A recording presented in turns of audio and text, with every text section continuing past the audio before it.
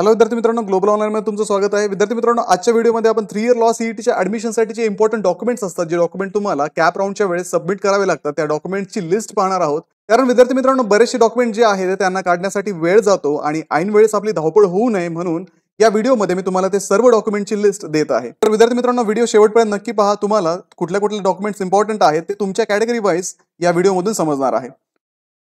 तर विद्यार्थी मित्रांनो, ग्लोबल ऑनलाईन क्लासेसमध्ये 3 इयर लॉ सीईटीची जी लाईव्ह बॅच आहे ती सुरू करण्यात आली आहे. या बॅचमध्ये तुमचा जो संपूर्ण अभ्यासक्रम आहे तो डेली लाईव्ह क्लासेसच्या माध्यमातून कव्हर केला जातो. तसेच संपूर्ण अभ्यासक्रमावरती आधारित व्हिडिओ लेक्चर्स, संपूर्ण अभ्यासक्रमाच्या नोट्स, 50 पेक्षा अधिक मॉक टेस्ट आणि 2000 पेक्षा अधिक एमसीक्यू सुद्धा तुम्हाला या बॅचमध्ये प्रोव्हाइड केले जातात. तसंच विद्यार्थी मित्रांनो, या बॅचचा जो टायमिंग आहे तो 12, 5 आणि 6 PM असा असून ही बॅच 17 मार्च पासून आम्ही सुरू केलेली आहे. या बॅचची फी फक्त 2000 रुपये आहे आणि या बॅचला जॉईन करण्यासाठी तुम्ही स्क्रीनवरती दिलेल्या नंबरवरती व्हॉट्सअप करू शकता किंवा प्ले स्टोरवरती जाऊन तिथेही ग्लोबल ऑनलाईन ऍप डाउनलोड करून त्यामध्ये हा कोर्स तुम्ही परचेज करू शकता. तर विद्यार्थी मित्रांनो, सुरुवातीला आपण 3 इयर लॉ सीईटीच्या एक्झाम विषयी थोडंसं डिस्कस करूयात. तर विद्यार्थी मित्रांनो, 3 इयर लॉ सीईटी मध्ये बॅचलर्स डिग्री इथे इम्पॉर्टंट आहे. जनरल आणि इकॉनॉमिकल वीकर सेक्शन ईडब्ल्यूएस कॅन्डिडेटसाठी 45%, अदर बॅकवर्ड क्लासेससाठी 42% आणि SC ST कॅटेगरीसाठी 40%ची रिक्वायरमेंट इथे या सीईटी मध्ये असते. त्याच्यानंतर एक्झाम पॅटर्न जो आहे तो 120 मार्काचा आपला पेपर असतो. सुरुवातीला हा 150 मार्काचा असायचा, पण आता या वर्षीपासून 120 मार्काचा पेपर आपल्याला येणार आहे. ऑनलाईन पद्धतीने ही एक्झाम असणार आहे. इंग्लिश मराठी दोन्ही मीडियम मधून ही एक्झाम होते. एमसीक्यू याच्यामध्ये विचारले जातात. प्रत्येक प्रश्नाला 4 ऑप्शन्स इथे दिलेले असतात. त्यापैकी एक करेक्ट ऑप्शन तुम्हाला इथे सिलेक्ट करायचा असतो. त्यानंतर 120 मिनिटांचा म्हणजे 2 तासांचा वेळ इथे आपला दिलेला असतो. त्याच्यानंतर प्रत्येक प्रश्नाला 1 मार्क असून इथे निगेटिव्ह मार्किंग सिस्टीम नाहीये. त्यानंतर विद्यार्थी मित्रांनो, एक्झामचा जो सिलेबस आहे त्याच्यामधून legal aptitude and legal reasoning 24 मार्कला येतं. General knowledge with current affairs 32 marks, logical and analytical reasoning 24 marks आणि इंग्लिश 40 मार्क्सला या एक्झाममध्ये विचारलं जातं. तर विद्यार्थी मित्रांनो, ग्लोबल ऑनलाईनमध्ये हे सगळे जे विषय आहेत लाईव्ह क्लासेसच्या माध्यमातून शिकवले जातात. हे इंटरॅक्टिव्ह स्वरूपाचे क्लासेस असतात आणि या क्लासेसमध्ये तुम्ही तुमच्या अडचणी आमच्या एज्युकेटर्सला विचारून त्या अडचणी सोडवू शकता. तर विद्यार्थी मित्रांनो, याच्यानंतर आपण जर इम्पॉर्टंट डेट्स जर पाहिल्या तर ऍप्लिकेशनची डेडलाईन जी होती ती 17 मार्च होती 3 इयर आणि 5 इयर सीईटीसाठी, तर ती आता क्लोज झालेली आहे. त्याच्यानंतर एक्झामिनेशन डेट जी आहे ती 3 इयर लॉ सीईटीसाठी 3 आणि 4 मे 2025 ही आहे. त्याच्यानंतर रिझल्ट डिक्लेरेशन जे असेल ते अराउंड मेच्या शेवटच्या आठवड्यामध्ये तुमचा रिझल्ट या सीईटीचा येऊन जाईल आणि जूनच्या पहिल्या आठवड्यामध्ये तुमचे कॅप राऊंड्स जे आहेत ते सुरू होतील. तर विद्यार्थी मित्रांनो, हे कॅप राऊंड जे असतात हे ऍडमिशन राऊंड असतात आणि या ऍडमिशन राऊंड्समध्ये तुम्हाला सुरुवातीला ऍप्लिकेशन करावं लागतं. जसं तुम्ही सीईटीचा फॉर्म भरला होता त्याच पद्धतीने तुम्हाला कॅप राऊंडचा एक फॉर्म भरावा लागतो आणि जर तुमचे काही करेक्शन्स सीईटीच्या फॉर्ममध्ये झाले असतील आणि ते करेक्शन जर एक्झाम पर्यंत क्लिअर नाही झाले तर कॅप राऊंड मध्ये तुम्हाला ते करेक्शन क्लिअर करण्याचा चान्स दिला जातो. तिथे तुम्हाला कॅप राऊंडचा फॉर्म भरताना सगळा काही डाटा जो आहे तो क्लिअर भरावा लागतो. तिथे चुका केलेल्या रिवाइज करता येत नाही. त्याच्यामुळे तो शेवटचा चान्स असतो. त्यावेळेस तुम्ही तुमचे जे फॉर्म आहे ते काळजीपूर्वक भरायचे असतात आणि सोबतच जे डॉक्युमेंट्स तुम्हाला विचारले असतात ते डॉक्युमेंट्स सुद्धा तुम्हाला सबमिट करायचे असतात. तर कुठले कुठले डॉक्युमेंट्स तुम्हाला तिथे सबमिट करायचे असतात ते आपण पाहूयात. त्याच्यामध्ये पहिलं general documents for all candidates, म्हणजे सगळ्या कॅन्डिडेटसाठी हे डॉक्युमेंट्स कॉमन आहेत. त्याच्यामध्ये पहिलं आहे photograph image, passport size colour photo इथे लागतो. 20 KB ते 50 KB साईज आणि जेपीजी किंवा जेपीईजी फॉर्मॅटमध्ये हा फोटो असावा. सिग्नेचर इमेज जी आहे ती व्हाईट पेपरवरती ब्लॅक किंवा ब्ल्यू बॉल पेनने, साईज जी आहे ती 10 ते 20 KBच्या मध्ये आणि जेपीजी आणि जेपीईजी फॉर्मॅटमध्ये दोन्हीपैकी कुठल्याही एका फॉर्मॅटमध्ये तुम्हाला ही इमेज जी आहे अपलोड करावी लागते. जशा पद्धतीने आपण सीईटीचा फॉर्म भरण्यासाठी फोटो आणि इमेज अपलोड केल्या होत्या त्याच पद्धतीने तुम्हाला कॅप राऊंडचा फॉर्म भरताना सुद्धा इमेज आणि सिग्नेचर जी आहे ती तुम्हाला अपलोड करावी लागते. त्यानंतर विद्यार्थी मित्रांनो, तुमचे SSCचे जे मार्कशीट आहे ते इथे तुम्हाला द्यावं लागतं. ते जे मार्कशीट आहे ते तुम्हाला PDF फॉर्मॅटमध्ये द्यावं लागतं. जर तुम्ही CBSE, ICSE, IGCSE किंवा IB बोर्ड मधून पास आउट असाल तर तुम्हाला सेल्फ अटेस्टेड कन्व्हर्जन सर्टिफिकेट सुद्धा इथे सबमिट करावं लागतं. त्यानंतर HSCचे मार्क जे असतील 12वीचे मार्कशीट किंवा इक्विव्हॅलंट डिग्री तुमच्याकडे असेल, उदाहरणार्थ इंजिनिअरिंग डिप्लोमा, तर त्याच्यामध्ये सुद्धा तुम्हाला अशाच पद्धतीने PDFच्या स्वरूपामध्ये ते डॉक्युमेंट स्कॅन करून द्यावं लागतं आणि सेल्फ अटेस्टेड तुम्हाला कन्व्हर्जन सर्टिफिकेट सुद्धा इथे जोडावं लागतं. तर विद्यार्थी मित्रांनो, डिग्री मार्कशीटमध्ये तुम्हाला तुमची जी डिग्री असेल त्या डिग्रीचं जे मार्कशीट आहे ते PDF स्वरूपामध्ये अपलोड करावं लागतं. त्यासोबतच कन्व्हर्जन सर्टिफिकेट जे आहे ते सेल्फ अटेस्टेड तुम्हाला इथे द्यावं लागतं. त्याच्यानंतर ऑनलाईन सीईटी ऍप्लिकेशन फॉर्म जो तुम्ही 2025 साठी भरलेला आहे तो ऑनलाईन ऍप्लिकेशन फॉर्म इथे सबमिट करावा लागतो. त्याच्यानंतर सीईटीचं जे स्कोर कार्ड तुम्हाला येईल, तुमचा रिझल्ट लागल्यानंतर तुमच्या लॉग इन मध्ये तुम्हाला स्कोर कार्ड दिसेल, तर ते स्कोर कार्ड सुद्धा तुम्हाला इथे अपलोड करावं लागतं.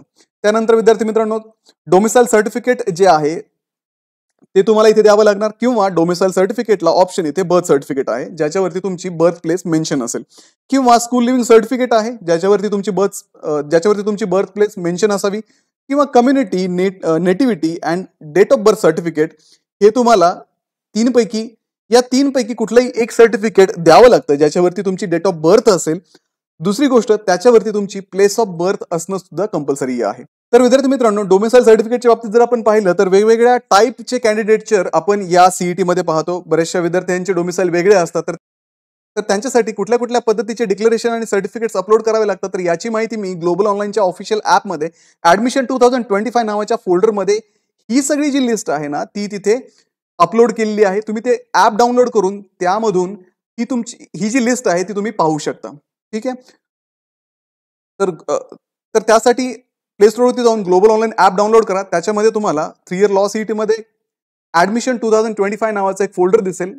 त्याच्यामध्ये लिस्ट ऑफ डॉक्युमेंट नावाची एक फाईल आहे. त्या फाईलमधून तुम्ही या डॉक्युमेंटची लिस्ट पाहू शकता आणि त्यानुसार तुम्ही तुमचे डॉक्युमेंट्स हे जमवू शकता. पुढे विद्यार्थी मित्रांनो, जर कॅटेगरी स्पेसिफिक डॉक्युमेंट्स आपण जर पाहिले तर प्रत्येक कॅटेगरीसाठी इथे वेगवेगळे डॉक्युमेंट्स लागतात. जसं की SC/ST क्लास असेल तर अशा विद्यार्थ्यांना कास्ट सर्टिफिकेट अपलोड करणं कंपल्सरी आहे. त्याच्यानंतर कास्ट सर्टिफिकेट सोबत तुम्हाला कास्ट किंवा ट्राईब व्हॅलिडिटी सर्टिफिकेट सुद्धा इथे द्यावं लागतं. जर कॅप राऊंडच्या वेळेस तुमचं कास्ट किंवा ट्राईब व्हॅलिडिटी सर्टिफिकेट अवेलेबल नसेल तर तुम्हाला त्या सर्टिफिकेटची जी रिसिप्ट आहे ती तरी अपलोड करावी लागते, आणि जे सर्टिफिकेट आहे व्हॅलिडिटीचं ते सेकंड राऊंडच्या आत तुम्हाला सीईटी सेलला सबमिट करावं लागतं. जर विद्यार्थी मित्रांनो तुम्ही जर आत्ताच याला ऍप्लिकेशन करून ठेवलं तर कॅप राऊंडच्या वेळेस तुमचं सर्टिफिकेट जे आहे ते रेडी झालेलं असेल, त्याच्यामुळे तुम्हाला पुढे काही अडचण येणार नाही. कारण बऱ्याचशा वेळेस काय होतं, सेकंड राऊंडच्या अगोदर जर तुमचं व्हॅलिडिटी सर्टिफिकेट आलं नाही तर तिथे तुम्हाला ऍडमिशनला अडचण येऊ शकते. ठीक आहे. त्यामुळे लक्षात ठेवा, कास्ट व्हॅलिडिटी सर्टिफिकेट जे आहे ते प्रायोरिटीवरती आत्ताच काढून घ्या. त्यानंतर विद्यार्थी मित्रांनो, जे candidate OBC, SBC, SCBC, VGNT, NT कॅटेगरीमधून येतात त्या विद्यार्थ्यांना सुद्धा कास्ट सर्टिफिकेट कंपल्सरी आहे. त्यानंतर कास्ट और ट्राईब व्हॅलिडिटी सर्टिफिकेट सुद्धा तुम्हाला इथे देणं कंपल्सरी आहे कास्ट सर्टिफिकेट सोबत. याच्यामध्ये तेच आहे. जर तुमच्याकडे कॅप राऊंडच्या वेळेस जर कास्ट व्हॅलिडिटी सर्टिफिकेट ऍप्लिकेशनच्या वेळेस अवेलेबल नसेल तर तुम्हाला ऍप्लिकेशन केलेली रिसिप्ट जी आहे ती अपलोड करावी लागते, आणि सेकंड राऊंडच्या अगोदर तुम्हाला व्हॅलिडिटी सर्टिफिकेट सादर करावं लागतं. त्यानंतर जे विद्यार्थी नॉन क्रिमिलियर कॅटेगरीमध्ये येतात त्यांच्याकडे नॉन क्रिमिलियर सर्टिफिकेट असणं गरजेचं आहे, आणि त्याची व्हॅलिडिटी जी आहे ती 31 मार्च 2026 असावी.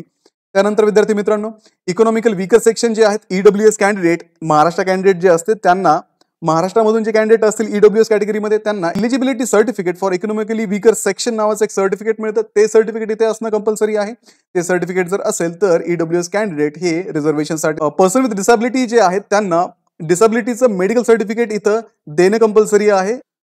सिव्हिल सर्जनकडनं किंवा अप्रूव्ड मेडिकल बोर्डकडनं मिळालेलं हे फिजिकली हँडिकॅप सर्टिफिकेट तुम्हाला इथे सबमिट करावं लागेल. त्याच्यानंतर डोमिसाईल सर्टिफिकेट किंवा बर्थ सर्टिफिकेट किंवा school living certificate indicating place of birth in Maharashtra हे तर तुम्हाला सुरुवातीला सबमिट करायचं आहे. तर विद्यार्थी मित्रांनो, मायनॉरिटी कॅन्डिडेटसाठी डोमिसाईल सर्टिफिकेट इथे कंपल्सरी आहे. त्याच्यासोबत तुम्हाला declaration of minority status proforma ओ or leaving certificate with information on religion or mother tongue, म्हणजे तुमचं लिव्हिंग सर्टिफिकेट त्याच्यावरती तुमचं एक तर रिलीजन मेन्शन असावं किंवा तुमची मदर टंग जी आहे ती त्याच्यामध्ये मेन्शन असावी, किंवा त्याला ऑर दिलेला आहे डिक्लेरेशन सर्टिफिकेट. ते तुम्हाला कॅप राऊंडच्या वेळेस जे नोटिफिकेशन मिळेल त्या नोटिफिकेशन मध्ये तो फॉर्मॅट दिलेला असतो, त्याच्यावरती तुम्ही कॉम्पिटंट अथॉरिटीची सील आणि साईन घेऊन ते सबमिट करू शकता. तर ऑर्फन कॅन्डिडेटसाठी जे रिजनल डेप्युटी कमिशनर कडनं ऑर्फन सर्टिफिकेट इश्यू केलं जातं ते तुम्हाला इथे सबमिट करणं कंपल्सरी आहे. तर विद्यार्थी मित्रांनो, अशा पद्धतीने तुम्हाला वेगवेगळे सर्टिफिकेट, वेगवेगळे डॉक्युमेंट्स इथे कॅप राऊंडच्या वेळेस सबमिट करावे लागतात.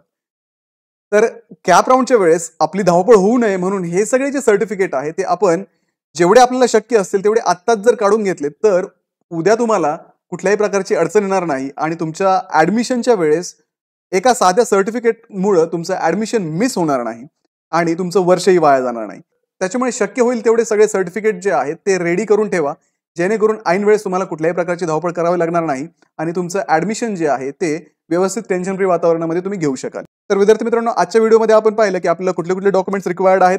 त्याच्यानंतर सीईटी एक्झामचे डिटेल्स आपण पाहिले, सोबतच सीईटीचा सिलेबस आणि मार्किंग स्कीम सुद्धा आपण या व्हिडिओमध्ये पाहिली आहे. तर विद्यार्थी मित्रांनो, ही जी लिस्ट आहे ती ग्लोबल ऑनलाईन ॲपमध्ये मी ऍडमिशन 2025 नावाच्या फोल्डरमध्ये ठेवलेली आहे. तुम्ही ॲप डाउनलोड करून ती लिस्ट ऍक्सेस करू शकता. आणि तुमच्या कॅटेगरीनुसार कुठले डॉक्युमेंट तुम्हाला रिक्वायर्ड आहे ते तुम्ही त्या लिस्टमधून शोधू शकता. तर विद्यार्थी मित्रांनो, व्हिडिओला लाईक करा, तुमच्या मित्रांना हा व्हिडिओ शेअर करा आणि 17 तारखेपासून ग्लोबल ऑनलाईन मध्ये जी 3 इयर सीईटीची लाईव्ह बॅच सुरू झालेली आहे त्या बॅचला जॉईन करण्यासाठी स्क्रीनवर दिलेल्या नंबरवरती कॉन्टॅक्ट करा किंवा प्ले स्टोरवरती जाऊन ग्लोबल ऑनलाईन ॲप डाउनलोड करून त्यामध्ये सुद्धा तुम्ही हा कोर्स परचेस करू शकता. तर या कोर्समध्ये तुम्हाला daily live classes, recorded video lecture, संपूर्ण अभ्यासक्रमाच्या नोट्स, 50 पेक्षा अधिक मॉक टेस्ट आणि 2000 पेक्षा अधिक MCQ सुद्धा प्रोव्हाइड केले जातात. तर भेटूया पुढच्या व्हिडिओमध्ये. तोपर्यंत एक्झामचं प्रिपरेशन करत राहा. थँक्यू.